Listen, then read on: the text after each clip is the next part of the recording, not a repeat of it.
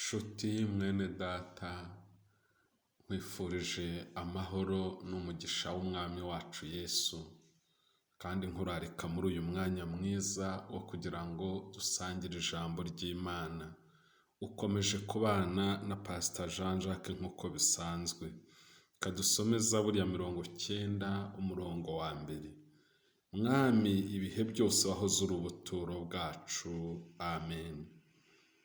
Abantu benshi ntibahita basobanukirwa iri jambo ryo kubera hose icyarimwe kw'Imana, bigatuma bamwe bibwira ko Imana ishakirwa ahantu runaka bateranira cyangwa ku musozi uyu n'uyu, bigatuma batumva kugira Imana ubuturo icyo bishatse kuvuga.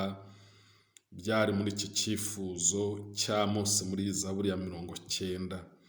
Nyamara ijambo ry'Imana ryo ritwereka ko atari bwo buryo dukwiriye gutekerezamo kuboneka kw'Imana, kuko kuboneka kw'Imana kuri ahantu hose bitewe n'umutima uyishaka. N'icyo Imana yabwiye Abisiraheli ikoresheje umuhanuzi Mose hariya mu bice 5 umurongo wa 4 kugera ku wa 6 hatubwira ngo kuko Uwiteka abwira inzu ya Isiraheli ati, nimunshake mubone kubaho, ariko mwe gushaka i Beteli, ntimukajye n'i Gilugali, ntimukanyure n'i Berisheba, kuko i Gilugali hazajyanwa ari imbohe, n'i Beteli hazaba imisaka. Ahubwo mushaka Uwiteka kandi nibwo muzabaho, kugira ngo adatungura inzu ya Yosefu ameze nk'umuriro ukongora, i Beteli hataboneka wo kuwuzimya. Iriya Zaburi twasomye ya 90 nk'uko nari maze kubivuga ni iya Mose. Yari yiririmbye yibutsa Imana ko kuva kera yahoze ari ubuturo bw'abantu bayo, yerekana ko mu isi nta hantu dufite ho gutinda, ko ndetse n'imyaka tuhamara ari mike, ko dukeneye ko Uwiteka ari butubera ubuturo. Mu buturo bw'Imana ni ahantu Imana iboneka, tukaba mu busabane nayo, aho iyo tuhageze ntituba duhuzagurika kuko tutaba turi twenyine, ntituba tukiyoborwa n'ibitekerezo byacu by'intege nke, ahubwo tuyoborwa n'Imana. Nta bwigunge kuko Imana iba iri kumwe natwe. Mu buturo bw'Imana twumva ijwi ryayo. Iyo turebye inkuru za Eliya, yahuye n'urugendo rutoroshye nyuma yo kwerekana ko Abisiraheli bataye Imana, agahigwa na Yezebeli, ndetse akagera n'aho ashaka kwiyahura.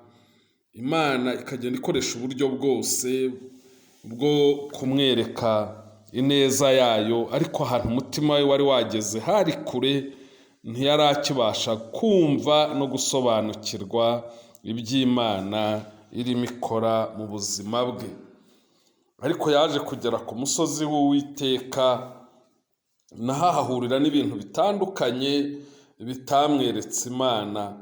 Ariko iyo usomye hariya mu Bami ba mbere igice cya 19 uhereye ku murongo wa 11 ukagera ku wa 13, hari aya magambo atubwira ngo iramubwira iti, sohoka uhagarare ku musozi imbere y'Uwiteka. Uwo mwanya Uwiteka mucaho, maze umuyaga mwinshi wa serwakira uraza, usatura imisozi, umenagura ibitare imbere y'Uwiteka. Ariko Uwiteka yari atari mu muyaga. Umuyaga ushize habaho igishitsi cyinshi, ariko Uwiteka yari atari muri icyo gishitsi. Hanyuma y'igishitsi hakurikiraho umuriro, ariko Uwiteka yari atari muri uwo muriro. Hanyuma y'umuriro haza ijwi ryoroheje ryituza. Eliya amaze kuryumva yitwikira umwitero we mu maso, arasohoka ahagarara mu muryango w'ubuvumo. Ijwi riramusanga riramubwira riti, Eliya we, urakora icyaho? Eliya yamenye noneho ko ageze mu buturo bw'Imana, amenya ko Imana ihageze, ngo yitwikira mu maso. Yumva ijwi noneho rivugana nawe amagambo asobanutse kandi rimubwira icyo agomba gukora. nyuma y'urugendo rugoye rwa Eliya yageze mu buturo bw'Imana, yinjira mu busabane nayo. Nibwo yari afite ibihumurije umutima we, amaze kumva ijwi ryayo rituje rimuha icyerekezo cy'ibyo yagombaga gukora. Eliya wari wifuje kwiyahura ashira ubwoba. Eliya wahungaga agira imbaraga zimika abami. Eliya wahungaga agira imbaraga zimika abahanuzi. Kubwo kugera mu buturo bw'Imana ahita agera ku rundi rwego. Nawe nugera aho Imana iri ntabwo uzaguma uko uri, uziyumvamo impinduka muri wowe no mu byawe.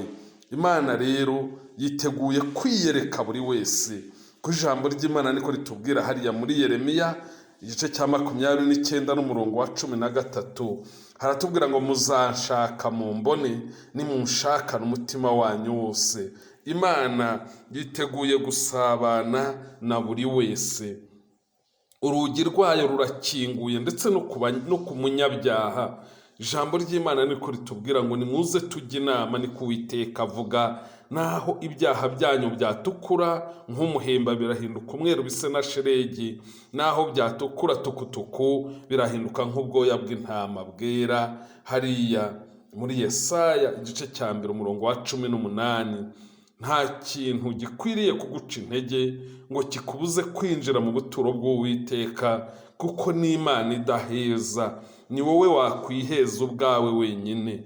Umwuka wera Imana yaramutanze kugira ngo adushoboze kubona inzira yo kugera mu buturo bw'Uwiteka, kandi anadufashe gusabana n'Imana. Icyo dusabwa ni ukumvira ijwi rye rituyobora inzira itugeza mu buturo bw'Uwiteka, no gushyira mu bikorwa icyo agutegeka gukora. Bizatuma ugera vuba mu busabane n'Imana. Nshuti mwene data, ntihagire ikiguca intege zo kwibera mu buturo bw'Imana, kuko urugi rwaho rukinguriwe buri wese, kandi ubusabane n'Imana n'ibyiza byose wifuza ariho uzabisanga. Imana iguha umugisha, Imana ikugirire neza, Imana ikurebe neza, ihire imirimo y'amaboko yawe, mu izina rya Yesu, amen.